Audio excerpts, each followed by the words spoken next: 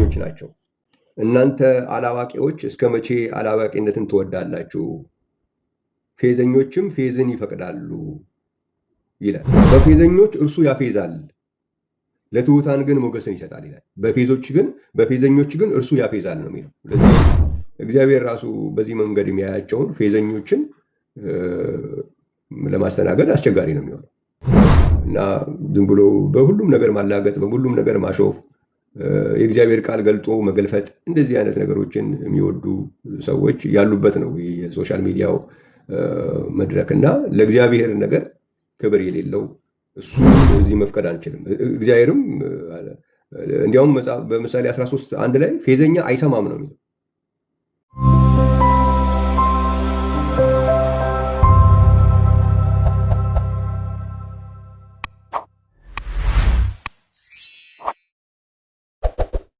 ሁላችሁንም በጌታ በኢየሱስ ስም ሰላም እላለሁ። እችን ጊዜ ደግሞ ዛሬን እንደዚህ ሰጥቶናል። እግዚአብሔርን በጣም እናመሰግናለን። ሳምንት በጣም ብዙ ቀን ነው። እግዚአብሔር ይመስገን። ያለ እግዚአብሔር እርዳታ የሚደረስ አይደለም። እግዚአብሔርን እናመሰግናለን። እንግዲህ ፈቃዱ ሆኗል፣ እንደዚህ እንድንገናኝ ተፈቅዶልናል ማለት ነው። እግዚአብሔር ይመስገን። ስለዚህ አንዳንድ ነገሮችን እግዚአብሔር በረዳን መጠን ለማየት እንሞክራለን። ጥያቄዎች ሊኖሩ ይችላሉ። ጥያቄ ላላችሁ ሰዎች ጊዜ እሰጣለሁ። እግዚአብሔር ይመስገን። ጥያቄ ያላችሁ ሰዎች ምናልባት ማወቅ የምትፈልጉት ነገር፣ የበለጠ መረዳት የምትፈልጉት ስለኛ ትምህርት ማወቅ የምትፈልጉ ሰዎች ልትኖሩ ትችላላችሁ። በጣም ደስ ይለናል። ማወቅ የምትፈልጉ ሰዎች ካላችሁ ለማወቅ ለምትጠይቁት ጥያቄዎች የምንችለውን ነገር ለማድረግ እንሞክራለሁ። አንዳንድ ደግሞ ቻሌንጅ ማድረግ የምትፈልጉ ይህን አስተምህሮ በዚህ የምናስተምረው አስተምህሮ ላይ ጥያቄ ያላችሁ የሚመስላችሁም ሰዎች አላችሁ። አንዳንድ ጊዜ ያው ዝም ብሎ በሩቁ ስታስቡት አንዳንድ ቃላቶች እሰማለሁ ብዙም የማይጠቅሙ ግን እንደዚህ አንዳንዴ ዝም ብሎ ለብሽሽቅ የሚነገሩ ንግግሮች አሉ። አልተማራችሁም ምናምን፣ ጭንቅላታችሁ አይሰራም፣ እነዚህ የማይጠቅሙ ነገሮች። ያው እናንተ የተማራችሁበት ትምህርት ቤት ነው ገብተን የወጣ ነው። እናንተ የቆጠራችሁትን አሁን ነው የቆጠር ነው። ግን ያየንበት እይታ ግን ልዩነት አለ። ያንን ነው አክብሮ ቻሌንጅ መደረግ ካለበት ያንን ማድረግ ነው የሚሻለው እንጂ እነኚህ ትርፍ ቃላቶቹ ብዙም ለእኔ የእናንተን አለመብሰል ነው የሚነግረኝ። እነኚህ ዝም ብሎ ተራ ንግግሮቹ ያለመብሰል ውጤቶች ነው የሚሆኑት እና ሁሉም በየቤተ እምነቱ የራሱ ጥናት አለው፣ የደረሰበት ደረጃ ነው። ያንን እንደ እግዚአብሔር ቃል መነጋገር እንዴት ቢያዩት ነው፣ እንዴት ቢመለከቱት ነው፣ እንዴት ቢረዱት ነው የሚለውን ነገር ማወቅ ነው የሚሻለው። ከዛ ሲያልፍ ደግሞ መጸለይ ነው። ይህን ነው እኔ አሁን ከጊዜ በኋላ ከሂደት የተረዳሁት እሱን ነው። ከመጸለይ በስተቀር ሰዎችን ማስገደድ የሚቻል አይደለም። እሱ መንገድ ብዙ ያራርቃል፣ ብዙ ሌላ አይነት ስሜት ነው እንጂ የሚፈጥረው ነገር የለም። ስለዚህ ቻሌንጅ ማድረግ የምትፈልጉ ሰዎችም ካላችሁ እናንተም በጣም በደስታ ብቅ ብላችሁ ቻሌንጅ ማድረግ ትችላላችሁ። ለቤቱ ለሚሰሙት ሰዎች ጥቅም ይኖረዋል። ያው ይመስለኛል እንደዛ ቢደረግ ቦታ የማይሰጠው ብዬ ማስበው መጽሐፍ ቅዱስም ቦታ እንድንሰጥ የማይፈቅድልን ፌዘኞች ናቸው። ለሚያፌዙ ሰዎች ግን ብዙ ቦታ መስጠት የሚቻል አይመስለኝም እንደ እግዚአብሔር ቃል። እዚህ ዛሬ በሱ ብጀምር ደስ ይለኛል እና አንዳንድ ሰዎች ከማፌዝ በስተቀር ከማሾፍ በስተቀር የተሻለ ነገር ማድረግ የማትችሉ ሰዎች ወደ ማይኩ ባትመጡ ጥሩ ነው። ያንንም ቤቱ ይፈርዳል። እኔ አይደለሁም ያንንም ትማረገው፣ ያው ቤቱ እንዲያየው ነው ማደርገው። እግዚአብሔር ይመስገን። በዚህ በምሳሌ መጽሐፍ ምዕራፍ 1 ላይ ሁላችሁ ያያችሁት ቃል ይመስለኛል። ምሳሌ ምዕራፍ 1 ላይ ምን የሚል ቃል አለ? ምሳሌ ምዕራፍ 1 ቁጥር 22 ላይ እናንተ አላዋቂዎች እስከ መቼ አላዋቂነትን ትወዳላችሁ? ፌዘኞችም ፌዝን ይፈቅዳሉ ይላል። እና እናንተ አላዋቂዎች ብሎ ምንድነው? እነኛ አላዋቂነትን በምንድነው የሚገልጸው? አላዋቂነትን ትወዳላችሁ፣ ፌዝን ደግሞ ይፈቅዳሉ ይላል።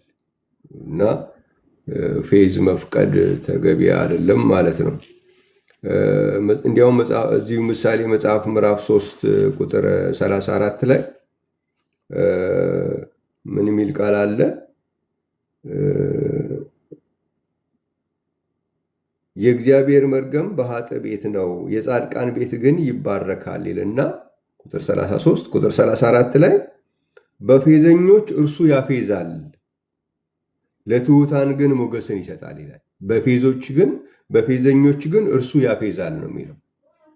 ስለዚህ ፌዘኞች ላይ ራሱ እግዚአብሔር እንኳን ጥሩ አመለካከት እንደሌለው ነው የሚናገረው። ስለዚህ እግዚአብሔር ራሱ በዚህ መንገድ የሚያያቸውን ፌዘኞችን ለማስተናገድ አስቸጋሪ ነው የሚሆነው እና ዝም ብሎ በሁሉም ነገር ማላገጥ፣ በሁሉም ነገር ማሾፍ፣ የእግዚአብሔር ቃል ገልጦ መገልፈጥ፣ እንደዚህ አይነት ነገሮችን የሚወዱ ሰዎች ያሉበት ነው የሶሻል ሚዲያው መድረክ እና ለእግዚአብሔር ነገር ክብር የሌለው እንደሱ አይነት ነገር አለ እና እሱን እዚህ መፍቀድ አንችልም። እግዚአብሔርም እንዲያውም በምሳሌ 13:1 ላይ ፌዘኛ አይሰማም ነው የሚለው።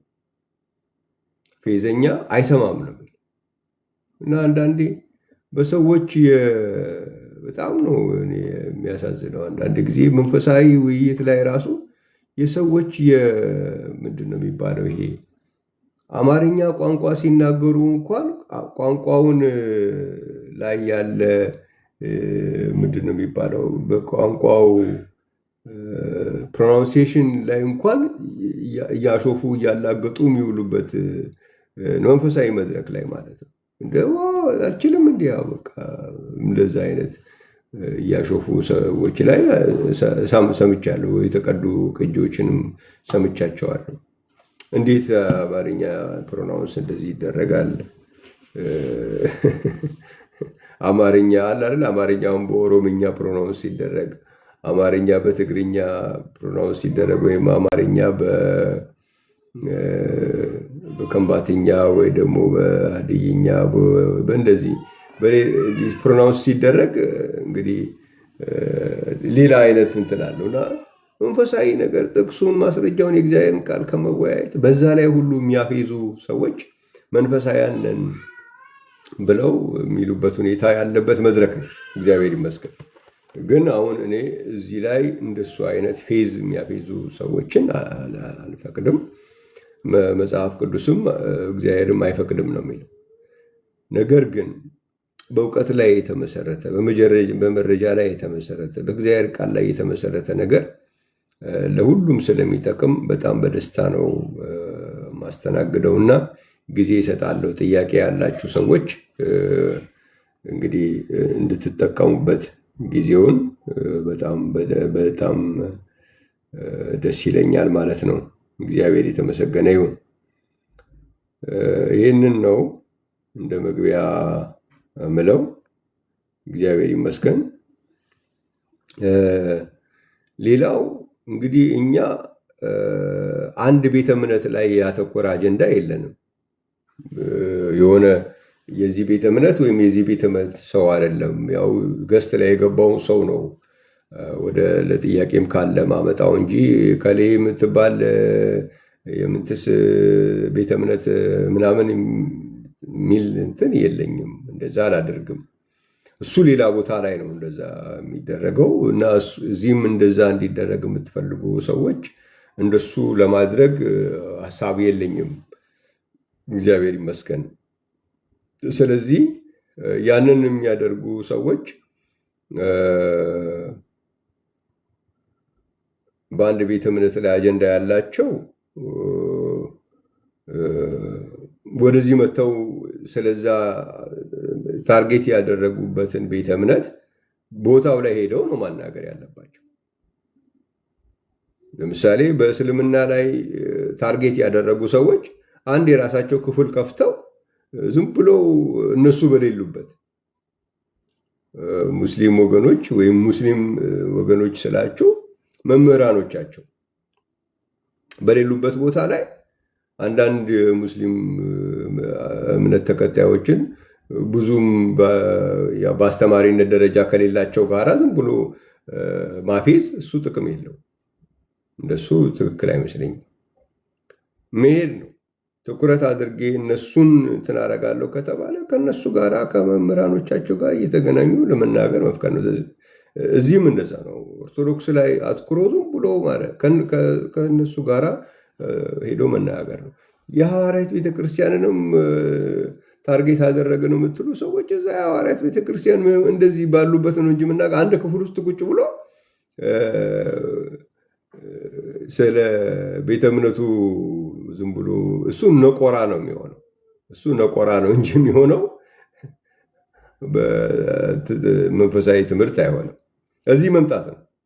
አንድ እምነት ላይ አተኩራችሁ የምትሰሩ አሁን የሐዋርያት ቤተክርስቲያን ላይ አተኩራችሁ የምትሰሩ እዛ ነቆራ ነው እንጂ የምታካሂዱት ምንም የምትሰጡት ትምህርት የላችሁ።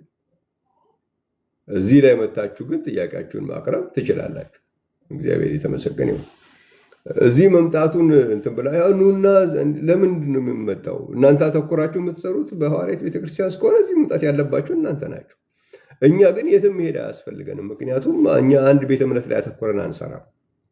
የምናስተላልፈው የእግዚአብሔር ቃል ነው። ማንም መጥቶ ጥያቄ መጠየቅ ይችላል። እግዚአብሔር የተመሰገነ ይሁን። ለዚህ እዚህ መምጣት ሲያቅታችሁ ለምንድን ነው እዚህ ማትመጡት ለምንድን ነው ምናምን የሚለው እሱ የእናቴ መቀነት አደናቅፈኝ ነው የሚሆነው። አተኩራችሁ የምትሰሩት እናንተ ናችሁ እንጂ እኛ አይደለን። እኛ አንድ ቤተ እምነት ላይ አተኩረን ያንን ቤተ እምነት ዲፋሜሽን ስንሰራ አንውልም። እግዚአብሔር ይመስገን። የእግዚአብሔር ቃል ነው የምንነጋገረው። የምናምነውን እንናገራለን። ጥያቄ ላላቸው ሰዎች ጥያቄ እንመልሳለን። አንድ ቤት የሆነ የዚህኛው ቤተ እምነት የምንትስ የሚል የለን። እግዚአብሔር የተመሰገነ ይሁን። ስለዚህ በእኛ ዙሪያ ላይ ለመነጋገር እውቀት መረዳት አለን የሚሉ ግን ለብቻቸው ከሚያወሩ እዚህ መጥተው ቢነጋገሩ በጣም ጥሩ ነው እላለሁ።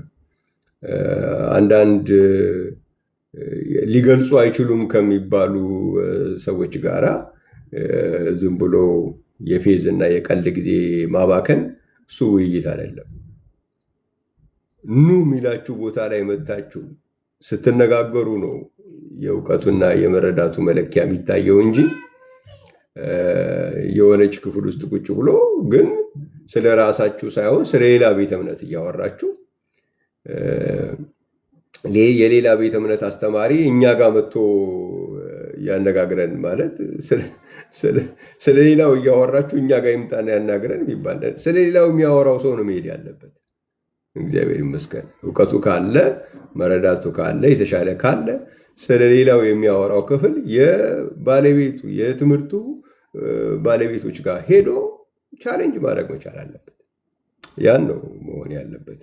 የዛ አቅም ያለው ሰው እኔ ብዙም እዚህ ሶሻል ሚዲያ ላይ አልገጠመኝም። ዝም ብሎ በየያች የሆነ የራሳቸው ክፍል ከፍተው እዛ ውስጥ ነቆራ ከማካሄድ በስተቀር እውቀቱ አለን እና የዚህን ቤተ እምነት ሰዎች ስለሆነ ማናገር የምንፈልገው ብለው ለመምጣት ፈቃደኝነቱ ያላቸው አልገጠሙኝም። ግን በየእንትኑ ከሰኞ እስከ ዓርብ ክፍል ከፍተው ነቆራ ሲያካሂዱ አስተውላለሁ። በተለያየ ሶሻል ሚዲያም ያው ስለሚለቀቅ ያንን ማየት ይቻላል። እግዚአብሔር ይመስገን። እኛ ደግሞ ለእንደሱ አይነት ነገር ሳይሆን ጊዜው የእግዚአብሔርን ቃል እውነት መግለጥ ነው። እግዚአብሔር የተመሰገነ ይሁን።